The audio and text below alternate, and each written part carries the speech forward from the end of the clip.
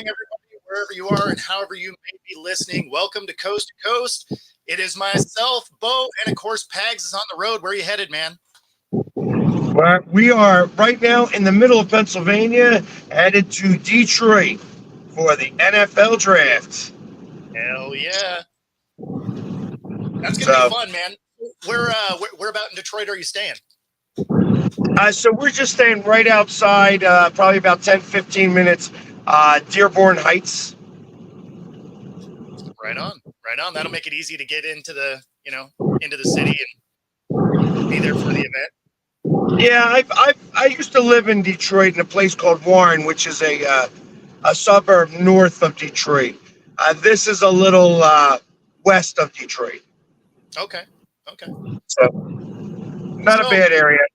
It's gonna be a good time. Absolutely. I mean, I'm so ready for the draft to happen. Yeah, that's why I like to get up there. I like to get a lay of the land. Most people show up on Thursday. Not me. I'm that guy that wants to show up. Like I said, I'm getting there tonight, and then tomorrow I'm going to be all over the place, just trying to see what where everything's at, how they have everything laid out. Get some content before everybody else gets there. So I'm like well ahead of the game. Well, and it's never fun to have to go right from your travel day into doing work. Like I've never been a fan of that. I'd rather go in a day early just so that you can kind of ease into it. Just because for whatever reason, travel days, even if they're not far, they suck. Yeah, exactly. I mean, this is an 11-hour drive, so it's a little bit of a hike. I mean, I've done this type of stuff, but it does get a little wearisome. Like if I had to do that and then like all of a sudden be the Philly sports guy, that doesn't quite work the same. Yeah, no, there's a distinct difference from being in your 20s and not. Exactly. Because I remember plenty of times, especially when I did promoting for nightclubs, right? Like you'd go from work, you'd do promoting, you'd, splash some water on your face. You're right back at work, right? You had like 2 hours of sleep. There is zero chance I'm doing that in my life anymore. Well, we're going to find out right now how well the Wi-Fi works in this tunnel. Right on. So we may get, you may lose me for about 45 seconds. Okay. Or you may not. Who knows? They might have good Wi-Fi in here. Yeah, I mean, I'm betting the under on that, but you never know. Exactly. So far we are in the tunnel. Oh, okay. Well, I mean, it looks like there's quite a bit of light. So does it have like windows in it, like the cutouts in the tunnel? No. Okay. It's just lit up pretty well. Yeah. At least in this part right here. Driving in VR goggles. But I mean, this is the last tunnel that I have to go through. Well, I think it's the last tunnel that I have to go through. You have to go through the Appalachian Mountains to go from one side of the state to the other side of the state. I got you. Rob checking in. 11-hour drive. Do you have any side stops planned? Just to get gas. I got you. See, I made it all the way through the tunnel. That was actually pretty good. Yeah, no, that was actually really good. Honestly, that's better than the Wi-Fi in my house half the time. So. Yeah, exactly. You get those people to do your stuff. Right? So, I mean, so yesterday, I have to talk a little bit about what happened yesterday. I mean, obviously, I don't know what the Mariners did, but I know that the Phillies had another shutout. And Ranger Suarez is pitching like lights out lately.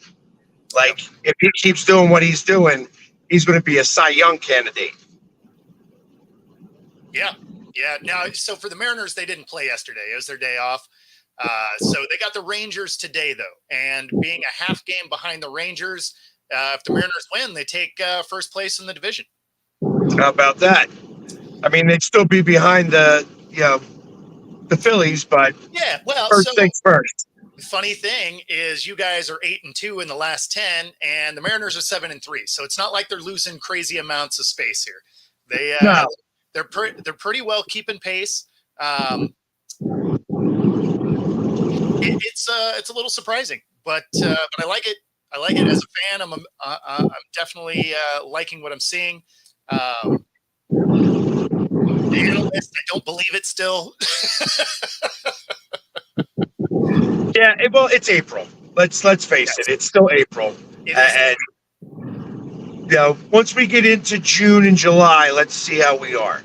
And that goes for everybody. It's not just the Phillies or the Mariners even. You know what I mean? Because typically the Phillies are always fighting back in June and July. Yep. So I like this. M's will keep winning as long as Bo keeps hating. Well, we got over 20 years of watching Mariners come up a little short. So maybe I'm a little jaded. Yeah, we should start adding the hashtag to the to our link there. Be like, hey, what is it that you say? From hope to nope. Yeah, that's right. That's right. So, maybe I'm a little jaded because I've been watching the same thing for so many years. But that being said, if it takes me kind of hating a little bit for the M's to win, I'm on board. Let's do it. And there you have it. But the other big thing that happened last night was the Sixers. And that was a meltdown.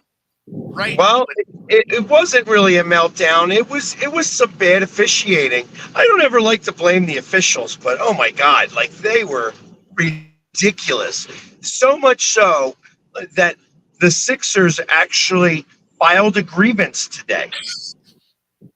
I mean, they called the timeout that was not awarded. Maxey literally got raped. Literally was like raped on that last play. No whistle. Like really, that was so bad. Just so bad. It's been consistent though across the playoffs because the Lakers are having the same problem.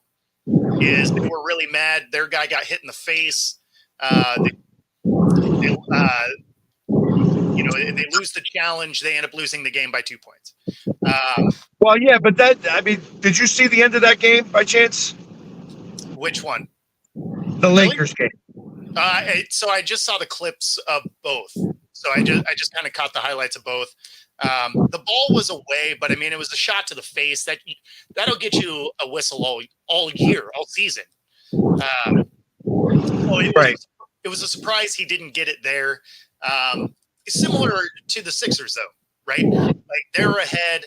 They had a couple of plays, in a row, right? Like they get hit, and then the inboard, is sloppy, we'll say. And there were plenty of times that they could have got a whistle, and they didn't.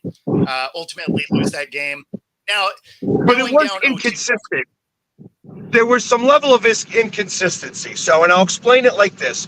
Watching the last 4 minutes of the game, Maxey comes down with the rebound. DiVincenzo goes and grabs the ball literally out of his hands. No jump ball. Throw Maxey to the ground. They get the shot off and a bucket. No whistle, no jump ball, no nothing. Yep. Okay, get that.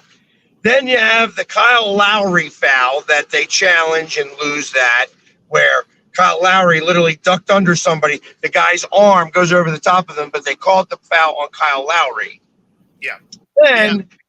Then you have the next jump ball where they come back down and it's a defensive rebound, I guess, for the Knicks. Tobias Harris gets his hand on the ball, but they call a foul, not a jump ball. And they blew the whistle right away, and his hands were only on the ball. So it was it was very inconsistent in total. And it was all siding for the Knicks. Like he says, I'm not one that likes to complain about the refs. You shouldn't make the refs part of the game. But when it is that close and they are doing blatant things, like literally raping, Maxey at that end, like they literally threw him to the ground. He loses the ball because of it. and they pick up the ball and they wind up missing the first three, but banging the second three. Yeah. So, I mean, I feel like when an NBA team files a grievance, that's actually a bigger deal. Yeah, that's a real than problem. just anything else. Like it was, I know that the Knicks were crying anytime they didn't get a call, cry. And then they started getting it. Then they just got all the calls, and every call, like no calls going the Sixers' way at all, which seemed ridiculous to me. You know what I mean? It just was so ridiculous how this was a foul, but this was okay. You know what I mean? Where you have two blatant things that happened where they didn't call the foul. Especially in succession. Like, obviously, that's a problem. Thanks for stopping in, Sonia. So on the baseball front, Rob, I understand, Bo. No worries. I take drugs. That helps me believe. That makes sense. That tracks. Exactly. Maybe that's my problem. I'm not taking drugs, so that's why I struggle to believe in the Mariners, because they just don't pass the eye test. Yeah, but so far so good. So listen, you got to take your wins when you can get them. No, hands down. And you got to beat the teams that are in front of you. You know, it's why I always laugh when, you're talking about the NFL and they're like, oh, you beat bad teams. It's like, okay, well, you have to beat the teams that are on your schedule.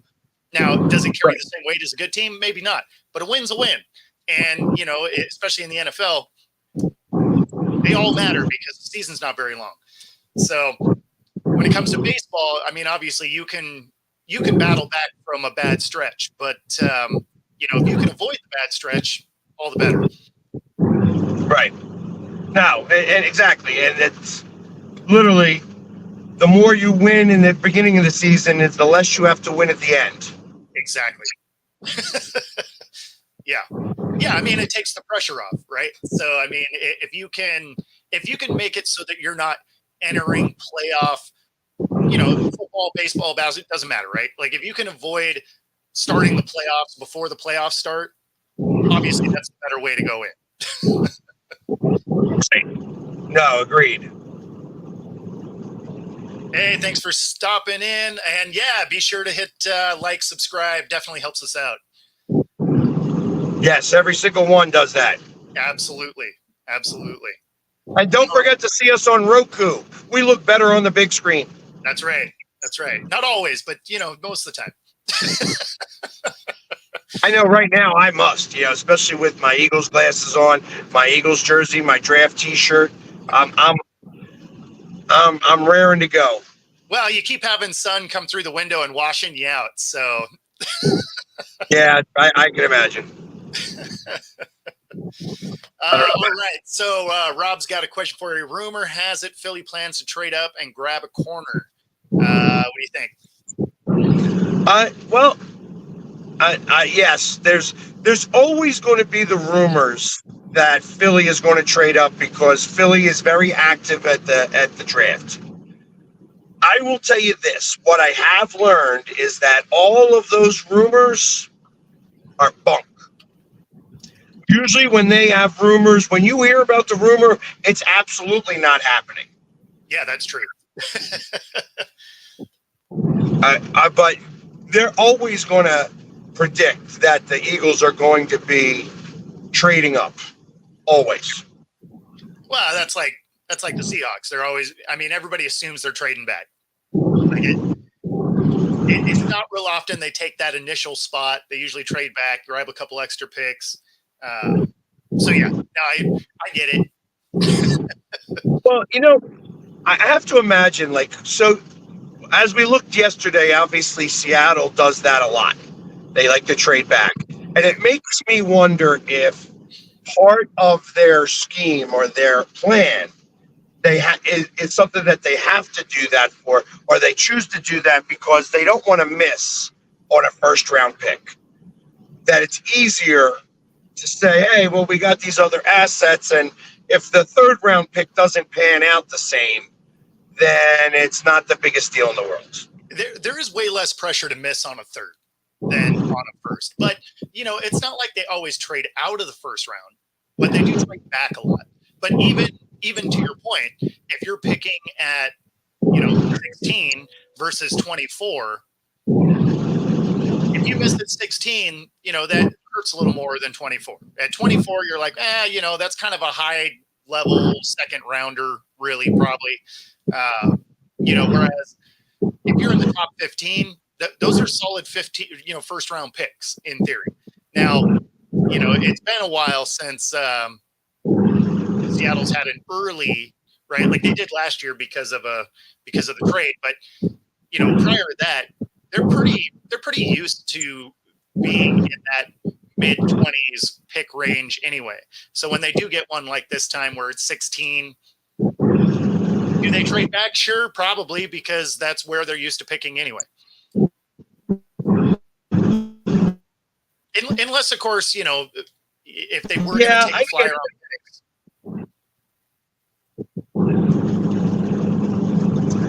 But I got to imagine, especially with this draft, because the talent is very top heavy, that there is a significant drop off from the first and second rounds, we'll say.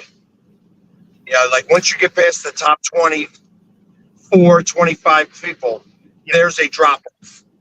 So it makes it, it would almost be a little irresponsible to trade back. Well, if there is that drop off like that.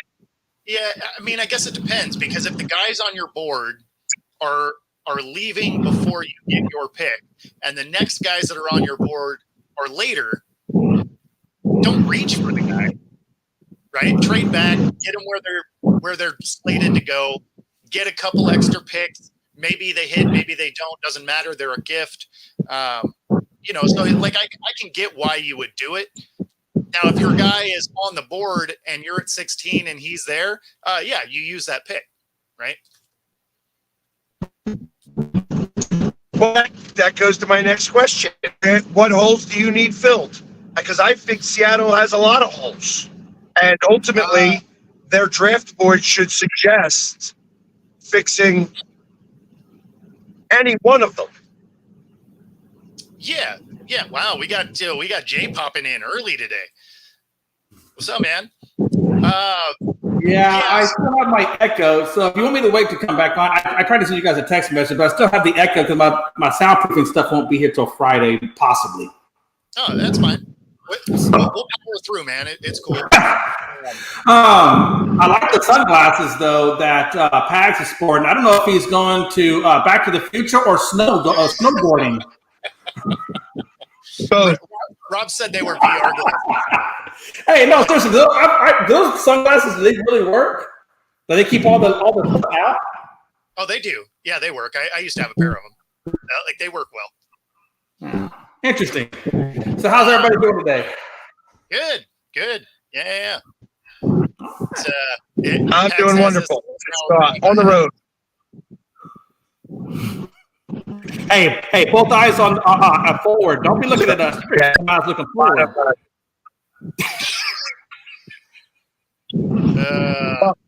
The one thing I will say is that I could probably look at you guys a little bit, because this is the most boring drive that is it may be in the entire country. This is it's some hills and some trees, and that's it. Nothing. It's like desert. To be fair, that's a lot of the trip between Idaho and Vegas is just straight. Most of the stuff is dead. It's pretty boring. If you break down the side of the road, isn't it pretty hard? You're sucked. That's like the desert, right? If you break down, yeah, no. That's you bring tools and you make sure that you have a way to like get your stuff. Duct tape, zip ties, bubble gum. Like you want to get somewhere. But to answer your question, Pax, the biggest holes that Seattle needs to fill is on the interior of the offensive line, and probably a little bit of edge rushing or like defensive tackle, because they need to be significantly better than they have been against the run. They need some They need some help stopping things that are in the middle. This isn't a great draft for linebackers, which is why they signed a lot of one-year guys. So realistically, it's in the trenches. Seattle needs to make some moves. If they wanted to take a flyer and the quarterback was still there, they have a position, they have a pick high enough to do it. But if he's off the board, I would imagine they trade back, grab some extra picks. That way they can still get kind of who they want on either line. And then they can also, maybe grab some depth just in case. Yeah. And yes, Rob, they need to find guys that want to tackle. You are not wrong. That's an NFL situation. Yes. Thing, not just a Seattle thing. No, for sure. That was probably the most annoying thing of this last season was how bad the tackling was really across the league, but Seattle for sure. And since we got Jay on already and we're talking about football, we got to talk about your guy Dak a little bit. Okay. Because, obviously contract negotiations aren't doing what they're supposed to be doing. And they basically aren't talking anymore. You have Dak coming out and saying, I have no fear of playing for another team. So this makes it sound like not only are contract negotiations not really happening, it sounds like the little bit that did happen are not going well. And you might be having a new quarterback next year. Yeah, Dak wants to say that. I'm okay with them go on ahead and having Jerry Jones trade Dak. Get him out of here. Trade him for the draft. Trade him right now, and let's draft a quarterback. Trade him now. Okay. Yeah, why not? Get rid of him. I don't care. Well, I mean, honestly, the problem becomes on that front is that, because already next year he's going to be your highest paid player and probably won't play. This year he would also be your highest paid player and probably wouldn't play. Yeah, so that means 2 years in a row, that's $120 million of cap space. Yeah. I was going to say, because this year you're paying him, what, 55.4? Oh, yeah. But you know what? And like I told you earlier, though, Pags, we bit that bullet a long-ass time ago when they made that damn deal. And you saw it was stringing us along. So $200 million, yeah, they're going to lose. They were going to lose that regardless. Okay, we're not going to the Super Bowl with Dak. Regardless. That's what I'm saying. You got to cut your trim. Jerry's going to continue to make these same mistakes. I don't think he's ever going to learn from his mistakes. But, if I was a general gym, I would just cut my losses now, suck it up, and then rebuild going forward. And you got to make better decisions when you're giving out contracts, honestly. Yeah, I don't foresee Jerry doing that. Like he likes. Oh, I don't either. he likes. I don't either. But yeah, I don't know. It'll be interesting to see what it is. At this point, it really does look like he is going to get a ton of money to not play for Dallas next year. And here's the other thing, Bo. Let me ask you this: they're going to lose. They're going to lose that $200 million if they let him go or trade him or whatever the case may be. Why would you? Why would you give this man even more money? That's even worse. Like, already got half the gasoline fire. Now you want to throw some nitrous on top of the gasoline fire. Why would you even do that? I'd rather get out now and cut my ties. You do that because we're not Dallas fans and we want to watch this burn. Well, hey, and I get that, and you're going to have a good opportunity to see that because that's what they're doing. So, the caveat to this, so you got Zach Wilson headed to the Broncos, right? So now you have a quarterback room of Wilson and Stidham, right? And maybe some of that was Sean Payton wants to stick it to Hackett again, be like, hey, look how bad you are. I can make this guy work here. Or maybe they wanted to save some money and they're going to make Zach Wilson wear a 3. I'm curious if they're just doing this to slow play, making a move for Dak next year.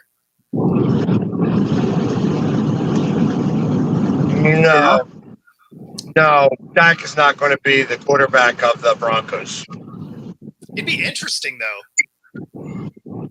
It'd be something like Pags. Why do you say that? Like, what is your thoughts on that? Like, why he wouldn't be a Bronco? So, Dak isn't the type of quarterback that Peyton wants. It's just he doesn't have the tools like Breeze did. Yeah. And I feel like that's kind of more of what he's looking for. My thought would be is that he'd go much younger, and take somebody like Zach Wilson is actually more like what I would think that he wants. Obviously, Drew Brees had a great career up in San Diego before he came to New Orleans. But he did take a flyer on Jameis Winston, though. But he got Jameis Winston cheaper, so maybe that's the issue. Well, I mean, Zach Wilson was free. Yeah, but Jameson Winston's he's not gonna be the quarterback. He's gonna be a serviceable backup. Well, so here's the thing. Like, if you wanted to do something with Dak, if you wanted to take that flyer on him, right? Dallas is needing that contract anyway. Like, Dak could very well end up with something similar to Russ, especially if he doesn't come and ball out this year, right? Because they already have all the dead cap they got to mess with. Someone else is going to be able to pick him up relatively cheap. No. But Dak doesn't make that money. See, the problem is Dak has already made that money. No, I understand. So you heard the statement that he said, to the public, or to at least, he said, it's hard to feed my family at $35 million. Really? You said that out loud there, Dak? I didn't hear that quote. That's awesome. That is awesome. I saw a report that said he said that. That's fantastic. That is fantastic. Hey, what was that, Jerry Maguire? People don't know the pressure that comes with $54 million. Yeah, that's exactly right. That's exactly where my head went. Exactly. That is Show fantastic. me the Quan. Exactly. Oh, he said TP's got ants in his bedroom, Jerry.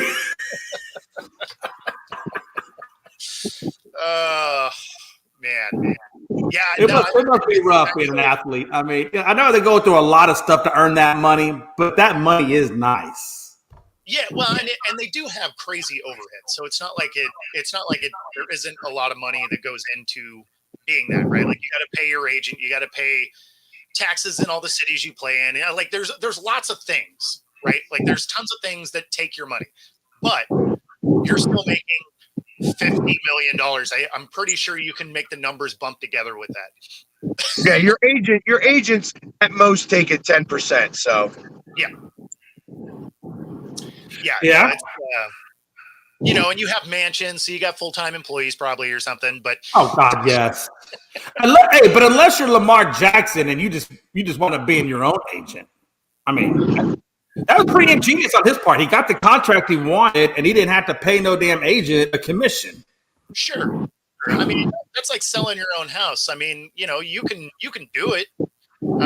It doesn't always work out in your favor, but do you save that percentage? Sure. Did you get about that percentage less than an agent might have got you?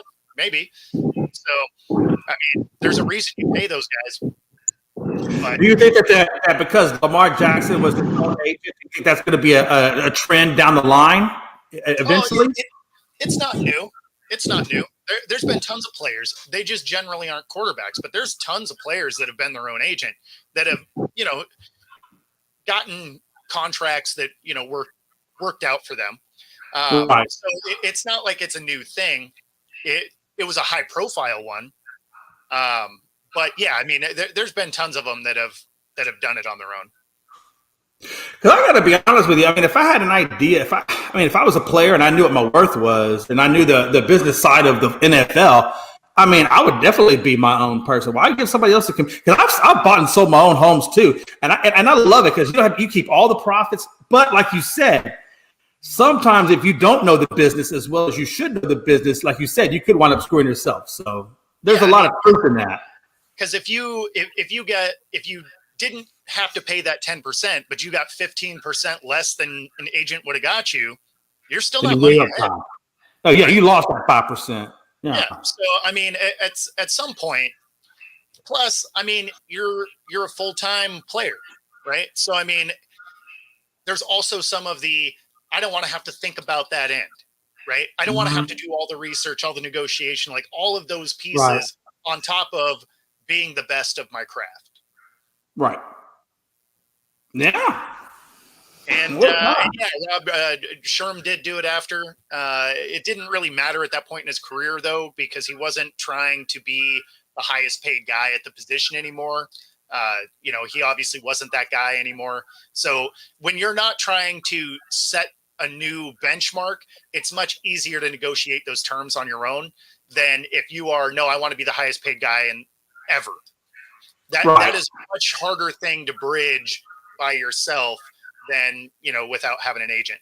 Because again, there's tons of guys similar to Sherm that are either later in their career or aren't necessarily going to go get the benchmark money. Those contracts are easier to negotiate. I wish I had that kind of talent to where I could negotiate, even had the ability to negotiate a contract like that. I mean, I just want the opportunity. Even if I'm bad at it, I just want the opportunity. Let's give me a shot at negotiating a $35 million deal. That would be fantastic. And even if I come up short, it means what? I ended up with 30 million. I think I could make 30 million work. So when you were in your semi-pro and arena football days, did y'all have agents over there, or were y'all just your own agents doing your thing? Yeah, you don't get paid enough for it to matter. Yeah.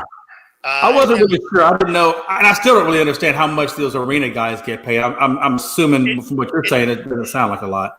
Yeah, no, it depends on the league. So like the one I was in, it was like, you're getting a few $100 a game, pays for all your travel and like all of that and food and whatever. But I mean, it's you still have a full-time job, right? Like you're still working full time.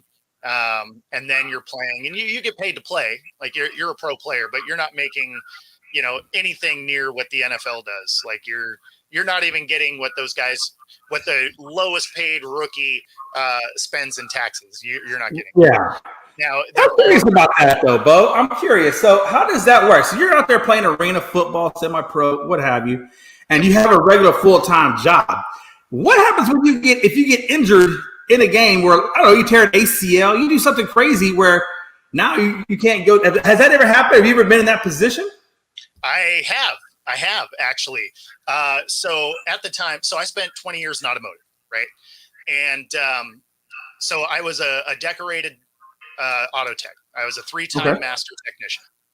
And so during practice, I had a ball hit me right on the tip of the thumb, and it partially tore the tendon in my left hand. Oh, wow. And obviously, as a mechanic, using your hands is paramount for your career. But I happened to also be one of the trainers in our dealership that I worked for. I worked for Cadillac for a long time. And so I had an apprentice. And so basically what I was doing is I was telling him how to do everything, what bolts to remove and all of that, because I physically couldn't do anything with my left hand. And so, yes, it is a problem. If I wasn't where I was in my automotive career, it definitely could have sidelined me as far as, no pun intended there, but as far as being able to make money professionally. Yeah. So I was lucky in the way that, I had an apprentice that I could, kind of make do the things for me. But yeah, I mean, if you didn't, it is a real problem. I bet. Jeez. Now there are higher levels of arena. There wasn't when I played, because the AFL, which was the top level of arena, was actually bankrupt and not a thing anymore. Their first year back is actually this year. So the AFL is back. They do have a little bit better contracts. They typically do have agents. So it just depends on the dollar figures that you're talking about, whether or not an agent really makes sense. Interesting. Okay. But yes, unfortunately, I did get to experience that firsthand. I mean, I can just imagine that if your boss was watching your game and you get hurt, and he's like, "Oh, damn." Well, and there's also funny things that you don't think about. Like for me, I ride motorcycles, right? And during the football season, they're like, "Hey, don't ride your bike and don't go play basketball. Like let's not roll ankles doing something dumb. Like save basketball for the off season, save your motorcycle for the off season." Let's not get ourselves hurt during football. Which, you know, And that's what they do, though. But isn't like some of their contracts that these guys have? Doesn't it stipulate, hey, look, season or no season, there's certain things you can't that we don't want you doing, or we're not going to allow you. I mean, isn't that stipulated in their contract to prevent those kinds of things? Yeah. So some of those are written into contracts, especially depending on what it is you're doing. They will write some of that stuff in there. Right. Interesting. Yeah, I kind of figured they would. Because to me, if I got an NFL franchise or NBA or MLB, whatever, and I got X amount of, all this money tied up in you, the last thing I need you to do is going out there, like I said, playing basketball. And what if you tear something? I mean, yeah, that's got catastrophic consequences. So, yeah, if I was an NFL owner, I'd definitely have that in their contract. Oh, yeah. Well, especially at that level, right? Because you're investing so much money, right? Oh, yeah. So, yeah, I mean, now, can you keep people from doing it? No, like you can never keep people from doing dumb stuff. If you remember a couple years ago, one of the players got hurt on a jet ski, right? Just being dumb. Yeah. I forget who it was, but yeah, I mean, they hurt themselves on a jet ski. I think they missed half the season or something. So, I mean, things happen. But when they're obvious things like playing basketball, the odds of you rolling an ankle is so high, right? Yeah. If you have motorcycles, people are not paying attention on the roads. The odds of you getting hurt on a motorcycle, is pretty high. So, those are definitely types of things that there will be kind of little line items in that contract that they're like, yeah, let's not do this during the regular season. I mean, because you got to think. I mean, your body is your instrument, and if you don't have your instrument, you're useless. And that's one of the things about sports, right? I mean, they put all this money into these athletes, and God forbid if something freak happens. I mean, it's a perishable thing. I mean, you can just lose all of that, especially when you got these fully guaranteed contracts or mostly guaranteed contracts or 75% guaranteed. I mean, that's a lot of damn money to lose on a freak incident. It's not the player's possible fault unless he's doing something dangerous, right? Yeah, well, I mean, and the thing is like nobody makes it through the season without getting nicked up, right? Like you're beat up by the end of the season. It's a physical sport. No matter how much physicality they try and take out of it, like you're beat up. Like I didn't make it through a single season in my entire career where I wasn't beat up at some point. I either, pulled muscles, I've broken ribs and, just like all kinds of stuff. Right. Like, and unfortunately, I did it at lower levels. So it's not like I had the NFL's, medical plan. But it also showed me that, I just wasn't durable enough to even play in the NFL. So, and that's another question I wanted to ask you. So going back to what you were saying earlier, you said you got a couple $100 a game, maybe your travel expenses were covered. But again, like when you guys get injured, do those teams cover your expenses, or you're out of pocket? You got to pay for yourself. Yeah. So in Arena, they did have a medical type plan. It's not good, but they had one. But in semi-pro, it's all you. Like everything falls on you. So yeah, it's you have to love the game and you have to be ready for what it brings.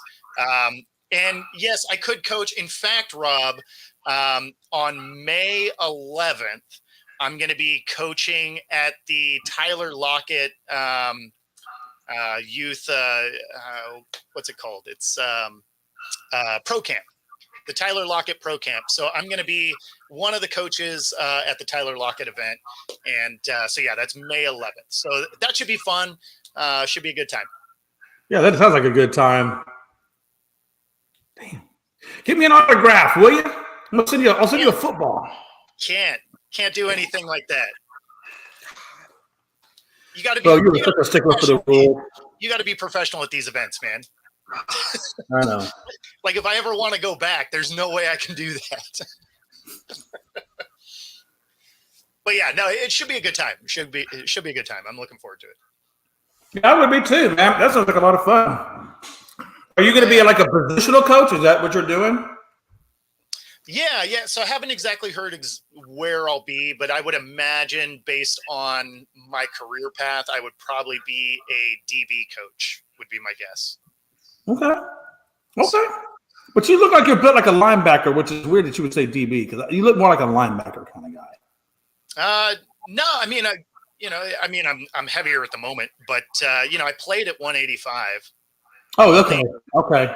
And I'm only 5'10". Like I'm not a big guy. Like I hear people assume I'm taller. I hear I carry myself well, but like I'm not tall. Hey, man. Hey, I'm sitting at 5'9". Okay, you got an inch on me. Yeah. Nope. I'm not a tall guy. So. Well, I'm 6 foot. I feel like that's a lie. No one's actually just 6 foot. I think he's 6 foot with heels. Well, I'm 6 foot and a quarter, but well, we lost both. and when he pooped, so I come back on and he poops. The poop So, day. hey, did you oh, there he's back. Yeah, well, so that was actually my fault. I bought Of course, it was your fault. It wasn't the computer's fault. Well, a lot of time it's been my Wi-Fi's fault, but in this particular case, I bought a new mouse and it has side buttons, and I bumped it with my thumb and it backs the screen up, so it just kicked me straight out of the. I've had those kind of mouses too. I've done the same thing, so I know what you mean. Yep. Technology. So have we talked NBA yet? Because the draft is, or no, the NFL draft yet? Have y'all talked anything about that? Well, we were talking about that when we came in and decided to talk about Dak destroying the Cowboys. Yeah, and everyone enjoying it. But what's interesting to me, and it always has been interesting to me, is that you got to really be an awesome team when 30 years down the road since your last title, right? People still have interest in you because honestly, I don't have no interest in the Cleveland Browns. It's not that. It's all of this that makes everybody hate it. Nobody. Yeah, because it's not the team that you hate; it's the fans that you hate. That's what I've always heard. The case was we don't hate the team; we just hate the fans. No, exactly. And so you want the team to fail because you want to hurt the fan. Yeah. Damn it. You don't actually care about the Cowboys. They haven't been relevant in years. But because the fans come out every year like, oh, it's our year, we them boys, and all of this craziness, you're like, oh yeah, no, if we could just watch Jerry World burn, it'd be awesome.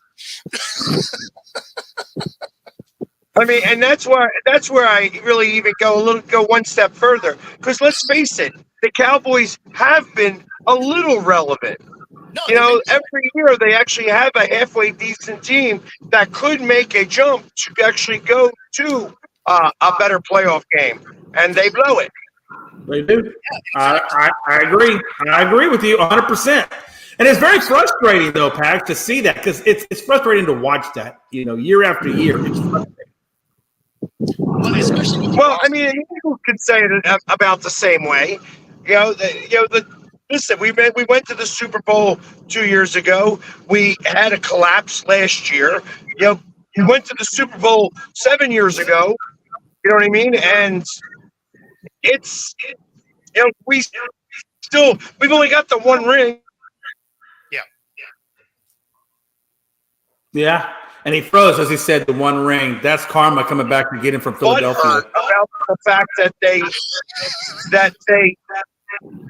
are continually the ones that are targeted when they're the ones that put the target on their backs. Oh, I agree. Look, I know my fan base. Okay, I'm not like my fan base, but I know my fan base. Okay, so I agree. Here you go. Cowboys were last relevant when Romo was dating Jessica Simpson. Could not pull a Super Bowl. She's no Taylor Swift. I don't know. Hey, Robert, I gotta disagree with you there, man. Hey, look, yeah, Taylor Swift has more money and fame or whatever, but Jessica Simpson was hot, and I think she was way hotter than Taylor Swift. No offense, but I think she's way hotter than Taylor Swift. So. I mean, yeah, they're both about equal. Yeah, I wasn't really into either one, so. Yeah, exactly.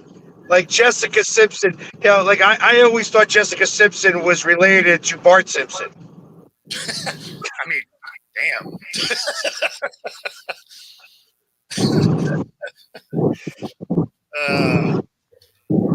I saw earlier when you said It would have been better if he dated. Who was the other wackadoo blonde who was who her parents Carrie had Underwood. big trust, the trust fund on. Yeah, it was Carrie. Well, he dated two blondes, Carrie It wasn't Underwood. Carrie Underwood. It was not Carrie Underwood. It was the blonde who kissed Madonna. Was it? Is that Miley Cyrus? No, you're talking Britney Spears, right? Yeah, Britney Spears. That's Gotcha. I'll say Miley Cyrus See, kissed now him. that had been funny.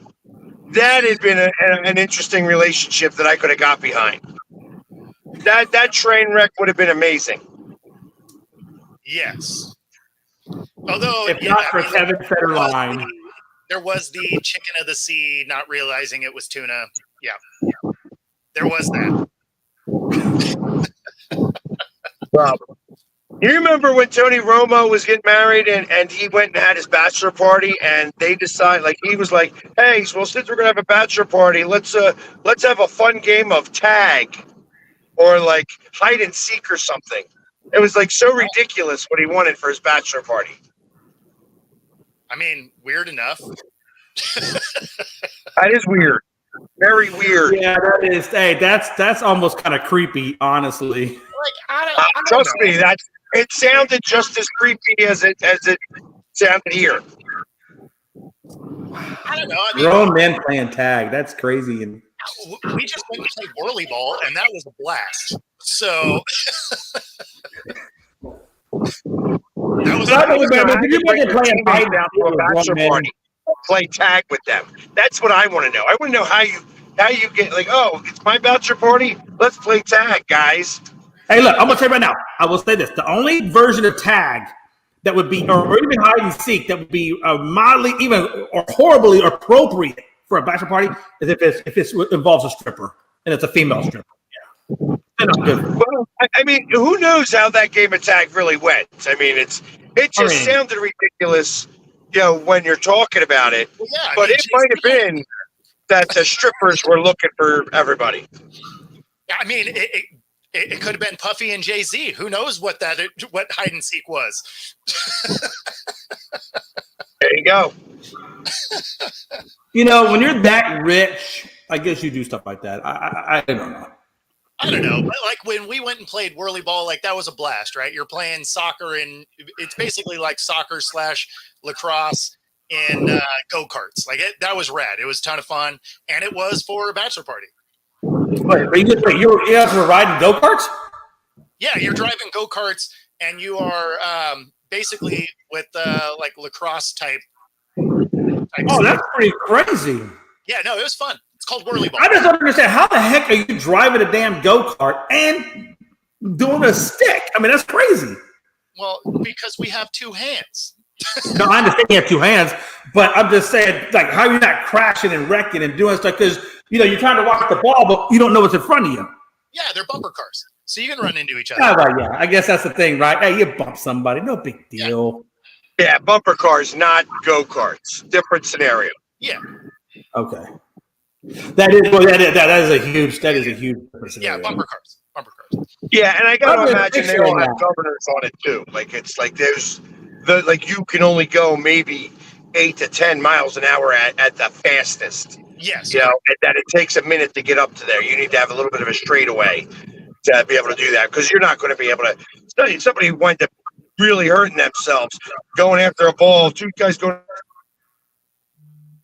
at 10 miles an hour and banging into each other. Yeah, I mean, that would be painful. You're buckled up for sure. And they, they're electric cars, so they're not super fast. They do get up to speed relatively quick because they're electric cars.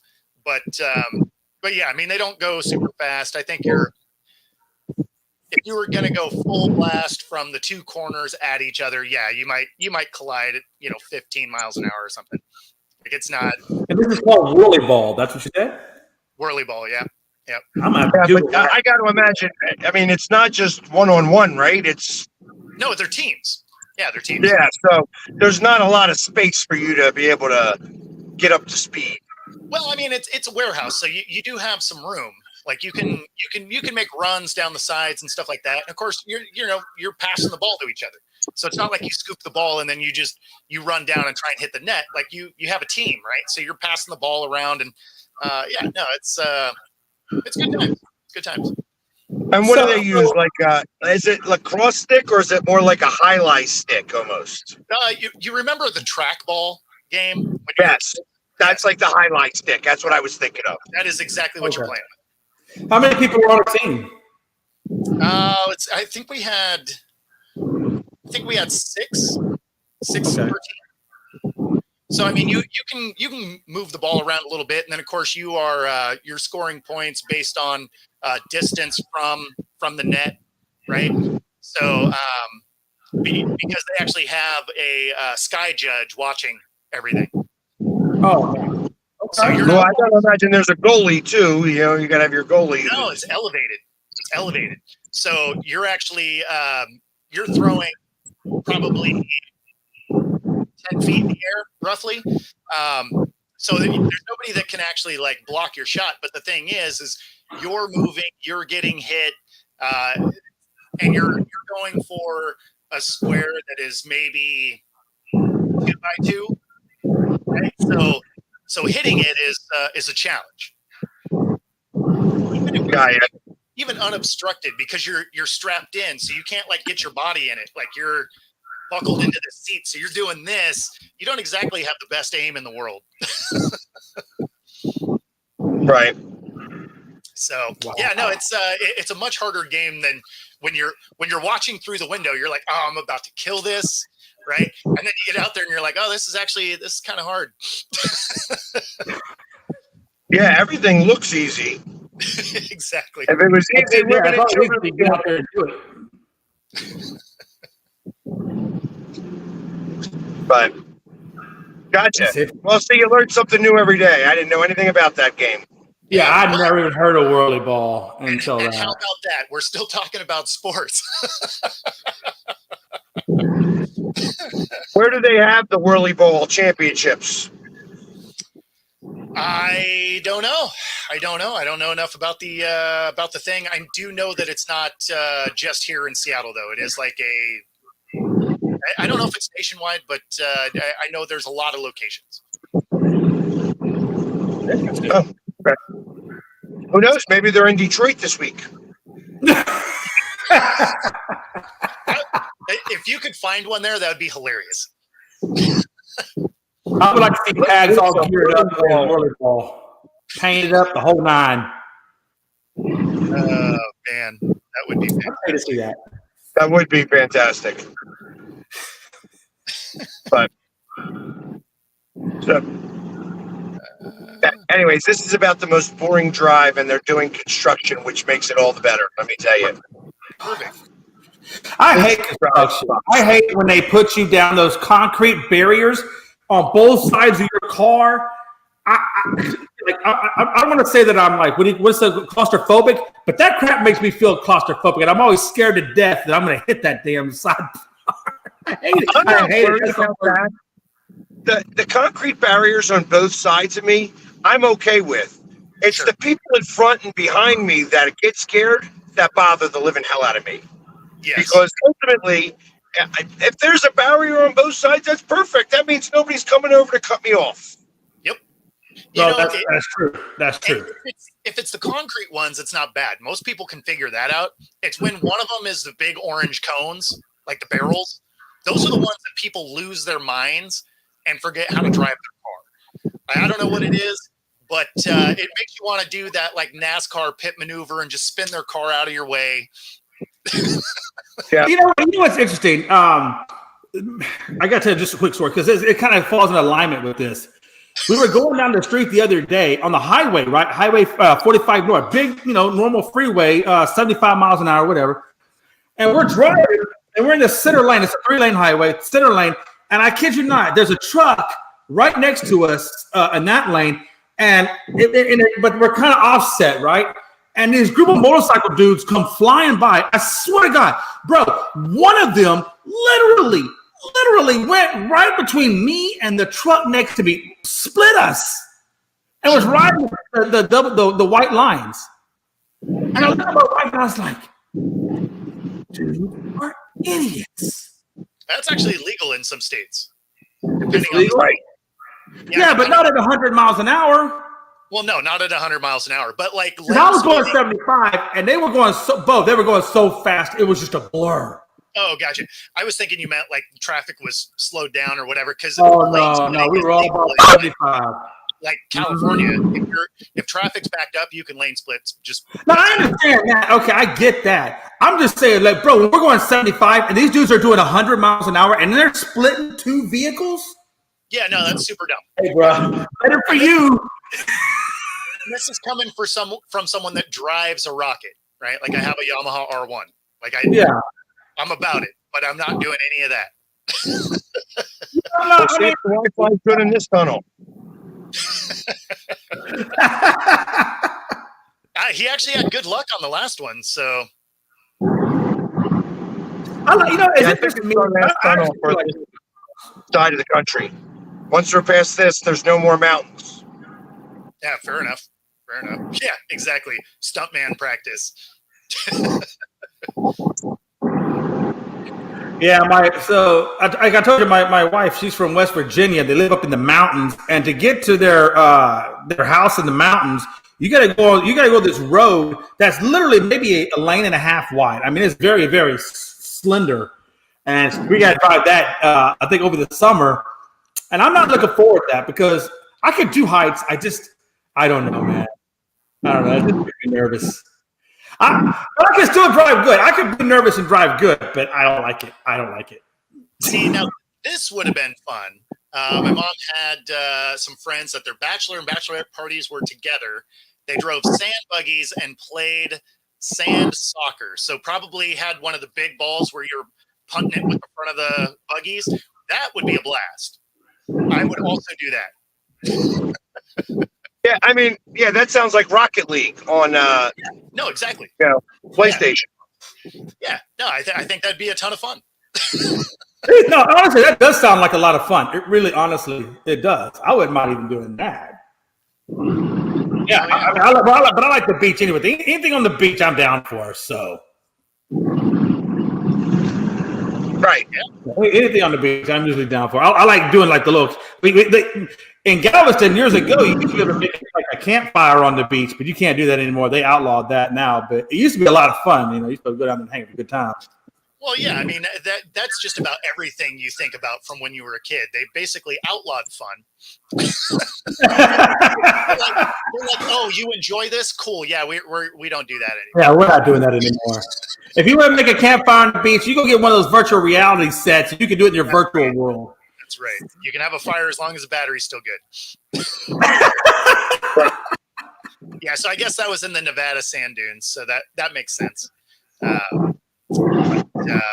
Well, right on. We're at the top of the hour. Let's do our commercial break, and then we will get to Rob's question on the way when we get back, which is what it is you are looking for Dallas in the draft. So see you guys in a couple of minutes.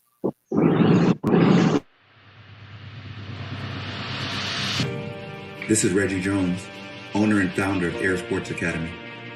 Air is based on the 4 core principles: heart, education, integrity, resiliency.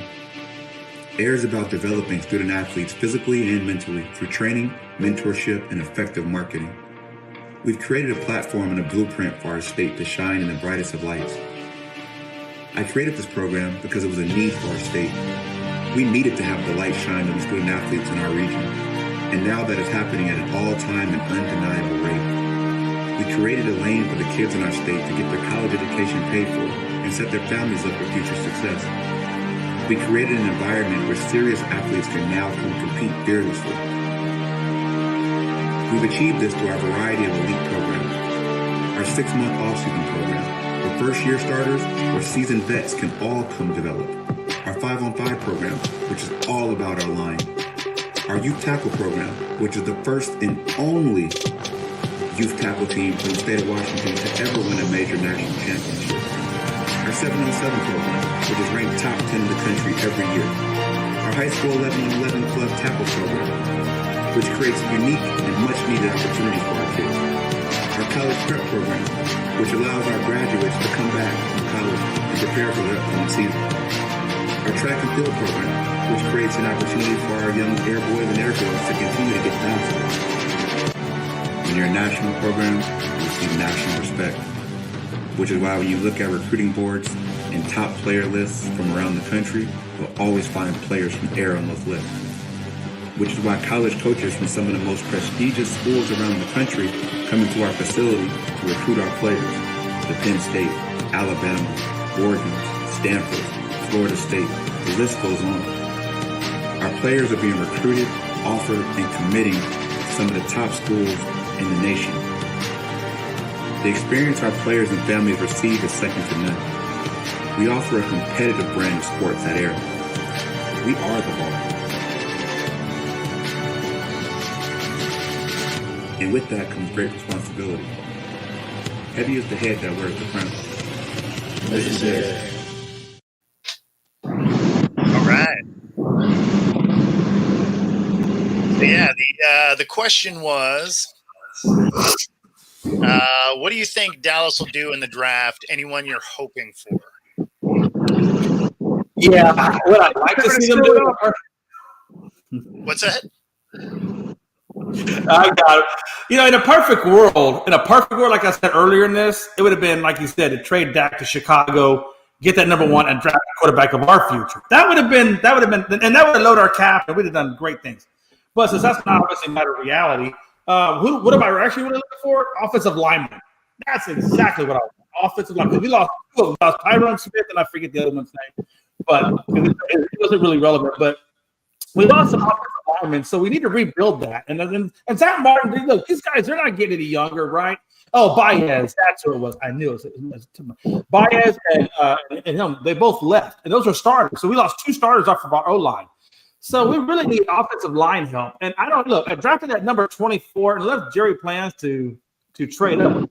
He will. I think we should get an offensive lineman. There's 13 guys that I think that if you get someone in the top 5 or top 7, even the top 7, one of the top 7 offensive linemen, I'd be happy with that.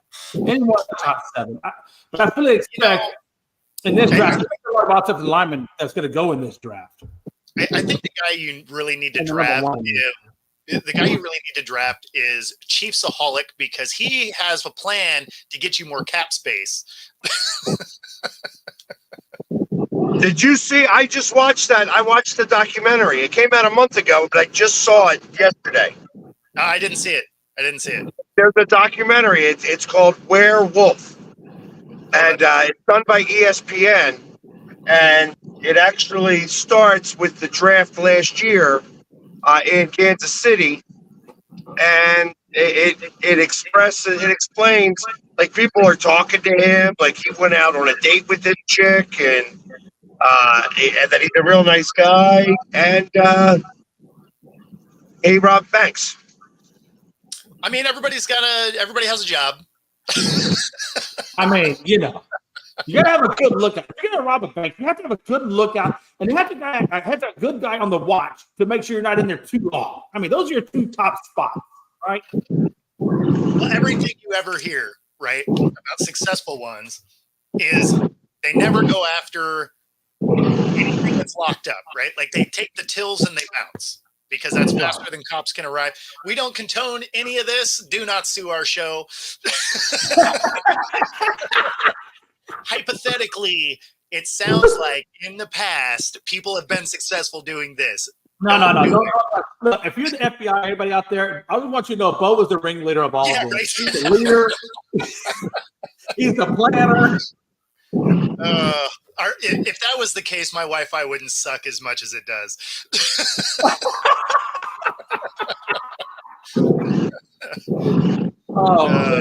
Man.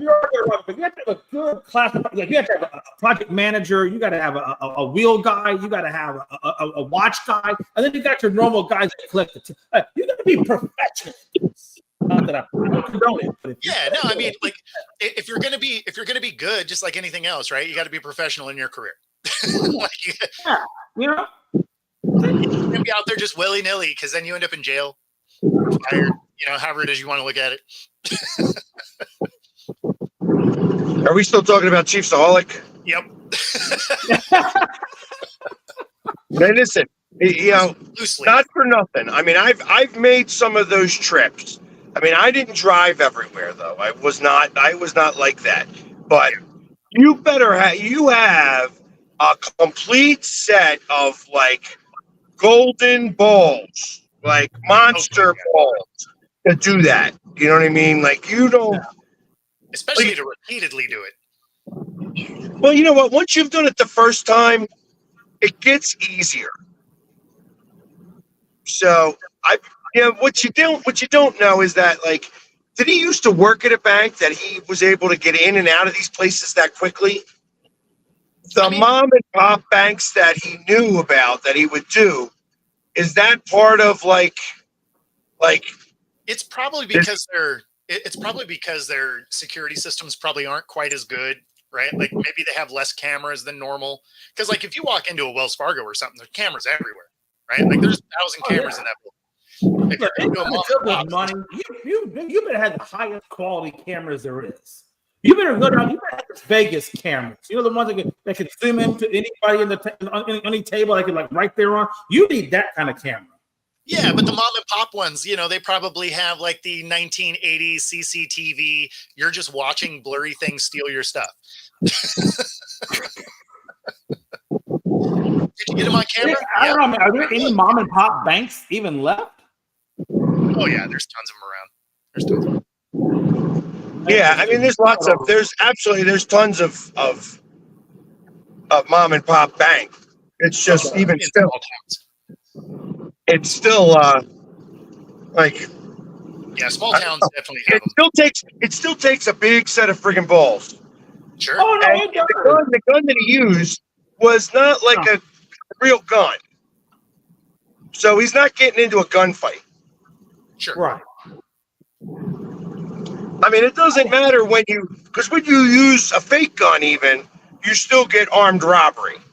Yes. Because everybody still doesn't know whether it's fake or real. Yeah, that's like if you get shot by a cop and you were brandishing a plastic gun, they don't know it's plastic until you're laying in the ground with a bullet. So,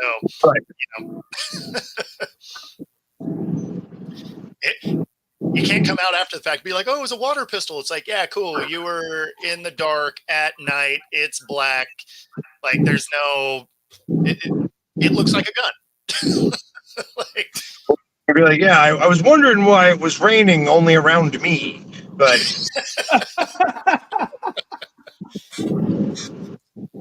no, like I remember there was one here in the Seattle area that this kid gets shot and he had an airsoft gun, right? But airsoft stuff looks real enough, and then they painted the orange tip, so how are you gonna know? Hey, that's a subject, but hey, these that's Lakers called being a dummy. Yeah. Or trying to do something wrong, like he meant to do something wrong. Oh yeah. Yeah. Hey, did any of you guys catch any of that Lakers Denver Nuggets game yesterday at all? I did. I just caught the end. Yeah, I caught halftime and then I caught the end, and I think around the halftime here they were up by like at one point they were up by like 17.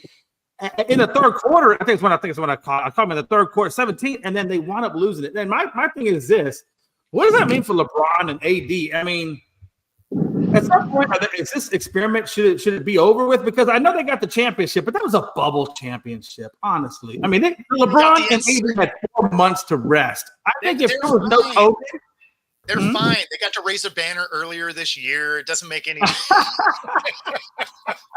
Yeah, that in-season tournament championship really holds a lot of weight. You know it. What? Especially when the in-season champ gets swept by the Denver Nuggets, what I'm calling it right now, they are going to get swept. How crazy is that? I mean, Adam Silver. Kudos. Hey, but that tinfoil ring looks awesome. So. Well, you know what though, that in-season tournament, so let's think about that. How would you improve that? Like, so is it an automatic buy in the playoffs? Like, hey, listen, you're going to get, you get, and you're automatically in the playoffs if you win this in-season tournament and do it just West and East. That one team gets an automatic. Yeah, so would that be like you're automatically the 7th seed regardless of like if you get in, then you're in. But like say you're not good, but you won that, you're the 7th seed regardless. Like no matter what your record is, 7th seed you're getting in. Is that what we're doing? 8th seed, I guess. Right. You could always increase, but you can't decrease. You'd be the 6th seed. 6. Okay. Because you're going to be the play-ins. Oh, sure. Okay. So, but you would automatically be, you could get up higher. So, like, if you were to be great, you could be great, but. Okay. That would be interesting. You would have every team really battling for it. Oh, God, yeah. Because you wouldn't care about it afterwards. Like, like, all right, we're in the playoffs now. But you'd also have to have 2 winners. You'd have to have an Eastern and a Western winner. Yeah. Yeah. Yeah, so you'd have your champ and then the 2 teams that were in the championship game, whatever, matchup. So then Right, you wouldn't even have. No, you wouldn't have whoever's in the championship game. You wouldn't have that championship game. You would just have the in-season tournament. Yeah. And then bam. Yeah, so the top 2 seeds, I guess, of the in-season tournament, the winner and then the runner-up. Yeah, I like that. I like that idea. It'd be interesting. Because then the Sixers would go off to try to win it, and then once they won it, they could put Embiid to rest for like the rest of the season. Right. Yeah. You'd probably actually see teams do that. Like Kawhi would ball out and then take 3 months off. Yeah. Yeah, he would load manage the hell out of that. Oh yeah. Yeah, because you're already in at that point. You don't need. Yeah, and he's not going to win the league MVP anyway because he's never going to play enough games. So, Right. Hey, speaking of Embiid, though, they're down 2-0 in New York. Embiid says, "Hey, we're going to win this championship, or we're going to win this series. Don't worry about it. We're going to win this." Do you do you believe that he's right? They're going to win, or do you think that New York is going to take this series? So, I think I've been saying all along that I think that the Knicks match up really well with the Sixers, and I feel that when all is said and done, that this was going to go 6 or 7 games. Now looks to me like it was more likely to go 7 games than 6. Now, obviously, Sixers, it's a must-win that first game at home. They got to win the next 2 at home. They're not going to be able to. I don't think they are strong enough to come back 3-1 against the Knicks. So I think they need to go 2-2. And, at that point, like I said, there was so many inconsistencies yesterday with the officiating. So much so that they wound up, like I said, the Sixers wound up filing a grievance, which is odd for any team to do. They just, there's a reason why you don't do it, because nobody wants to cry about officiating because it sends the wrong type of message. However, they had a legitimate gripe.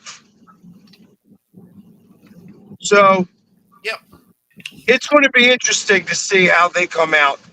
The fact that he was confident and says, yes, we're going to win this series, I like that. Sure. Well, and at the end of the day, it's the Knicks. I still feel like there's opportunity for the Knicks to do Knicks things.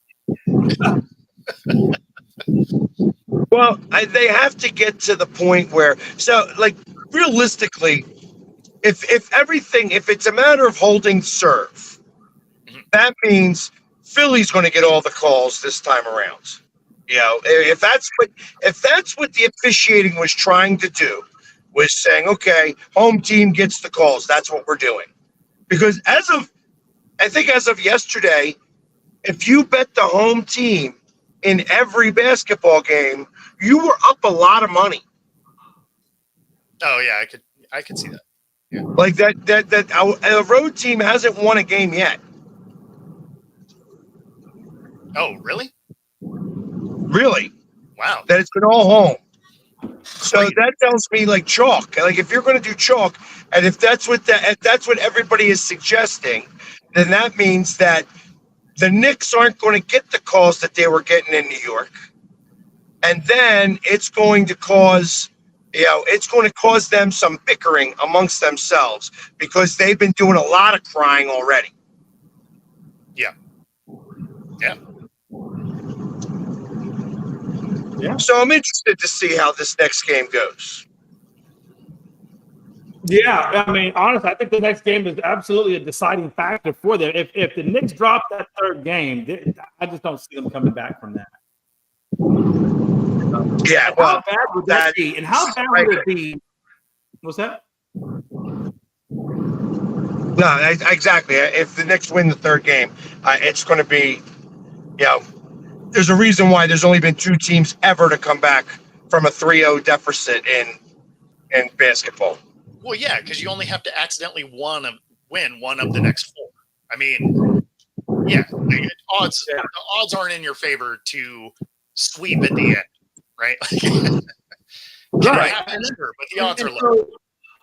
So, A, how bad would it make Embiid look after he just said they're going to win the series? And B, if you're a Knicks player and you just heard Embiid say he's going to win the series, even though he's down 0-2, with how bad would that piss you off?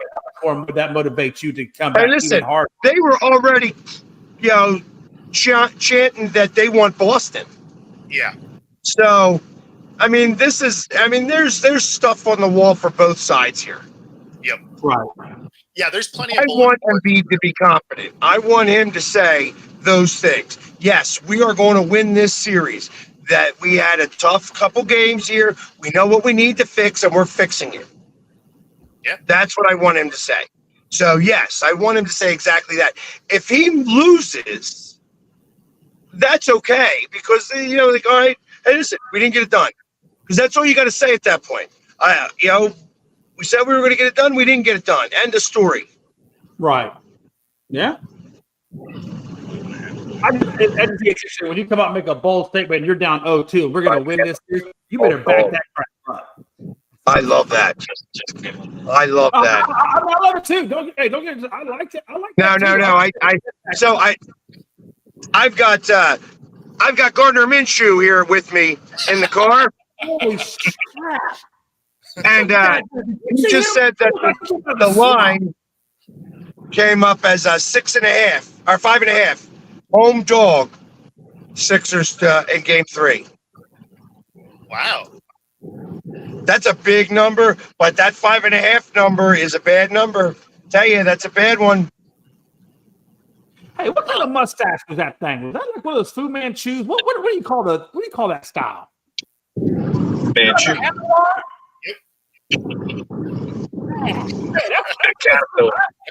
Yeah, I don't think I've seen one of those kind of. He's even got the Joe Dirt mullet. Where did you find it? But he's a cross between Jim McMahon and Gardner Minshew. That's hilarious. Right on. I definitely see the Gardner Minshew. And by the way, that's a compliment. I like Minshew. I think it's got a good little style. Minshew mania is still in Philly. And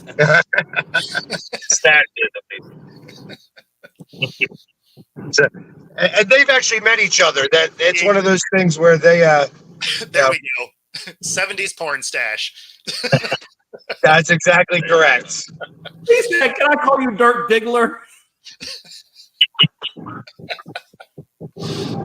Something like that. I tell you, only on this show do we get like this. I like how Pat Jalen Turner over this random guy that you don't even know is sitting in this passenger seat. And we're like, I'm sorry, I didn't hear you. I had the windows down for half a second. Get some air in here. What? I was just saying that. I always love it when Pat will just turn the camera over. There's this random guy and it looks like Dirk Diggler sitting in this passenger seat. Well, I mean, half the time he was sleeping. So while I was doing the podcast, so I figured I should let you know there is someone else in the car that I happen to be driving with. That's Nice. you picked up a hitchhiker. You're like, you got an Eagles hat on. You seem fine. Well, hey, listen, I keep waiting for other hitchhikers to show up. Yeah. I go by the gas, ass, or grass method. That's right. 80s Tom Selleck. There we go. I mean, how does that work, Patty? So when you go to your hotel room, do you ask for a hotel room with a safe? Say again? I said, when you go to the hotel room, do you ask for the hotel room with a safe? Like most of them have them at this point. Do they? Yeah. Hotels have safe? Each hotel room has to have a safe. Yeah. It's federal regulated. I didn't know that. You need to get out more, Jay. Yeah. Man, I'm telling you. Hey, listen, I've been sheltered too much. Well, he ain't going anywhere now. He just got in his house. He ain't going nowhere. That's true. There ain't no vacations for Jay. He ain't going anywhere for about 7 years. Yeah, pretty much. Pretty much. I still got a lot of crap to unpack, man. Bo, you need to get down here, man. Bring your wife. I'll bring Pags. We'll bring Dirk Diggler down here. We need to get this happening. You're really on that Dirk Diggler thing a little too much right now. Well, see, what worries me about it.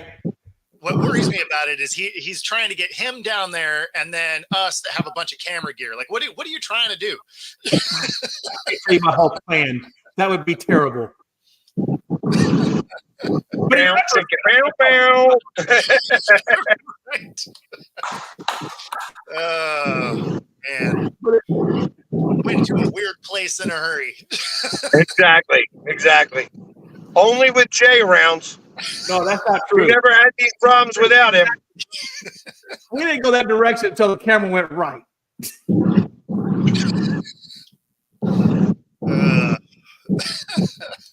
Hey, by the way, what jersey are you wearing, Max? I'm not fair. What jersey? What team? So I am wearing a baseball jersey. That is a Devonta Smith baseball jersey Oh, nice. for Eagles. Yeah. Nice. It's one of those crossovers. Six. I thought Devontae Smith was around the 5'10", 5'9", 5'10", but I just thought he was 6 foot. I thought he was a little smaller than that. Devonta Smith is about 5'10". Is he 5'10"? Okay. Yeah, 5'10", about $175. I'd say he's smaller than Bo. Yeah. Probably a little bit faster, Well, especially now. Today, yes. I would say that bar is not set very high. Maybe back then too. So who knows? Yeah, I don't know. It would have been that would have been a good race because I ran a 4.34.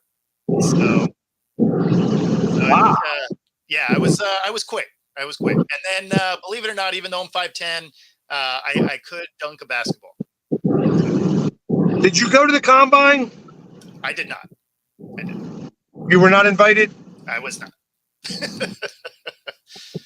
Yeah, That's a bummer. Yeah, no, it would have been a cool experience, but yeah, Just to do it once. Yeah. What university did you go to, Bo? What's that? What university did you attend? I didn't. I went from high school to semi-pro. Okay. Which is why I Can didn't- you even get invited to the combine if you come out of high school and you go to semi-pro? I mean, can you even get that kind of invite? No, not that I'm aware of. I meant to stop there and have a drink on the way back They pretty home. much goes to college players, right? The combine. If you're in the university, those are the ones that get the combine invites. Is that how that Yeah, works? so you can do you can do walk-on tryout type stuff. There's things that you can do to get attention, but yeah, it's incredibly hard to go that route. Oh, I bet it is hard. I can't imagine that being an easy route at all. But I mean, to still make it to arena despite doing that, it was pretty cool. But yeah, sadly, I didn't get to do the combine. I think the combine would have been a blast. I did get to do a combine, so to speak, for arena though. So I mean, that was kind of fun. You still do a 40. You still do, position drills and side to side cones and all of that stuff. Like it was still a lot of the timed events. So yeah, no, it was fun. But yeah, my best timed 40 was 4.34. Got you. Did you ever consider doing an NFL tryout? I never did try one. No. Looking back, I probably should have tried one. I just, because I got injured really every year, I wasn't durable enough for it. Now, none of them were, crazy major injuries. Tearing the tendon in my thumb was kind of a bummer. I cracked a kneecap, which sidelined me for, part of a season. And then other ones were just like broken ribs and stuff, which who cares? But yeah, I mean, there were broken ribs, that's not a big deal, right? Not really. There's nothing they can do for them anyway, so you just put tape on them and go. But I heard I've never broke a rib, but I heard even breathing with a broken rib hurts, though. Yeah, it's funny. A broken rib hurt less than ripping one out of line. That hurt quite a bit. Hold on. Wow. It hurt less than what? Ripping one out of line. So I had a rib kind of in the middle that I broke the cartilage and basically popped it forward, and that didn't feel good. That one hurt. That doesn't even sound like that would feel good. Yeah, no, it was zero fun. Yeah, it sounds. Yeah.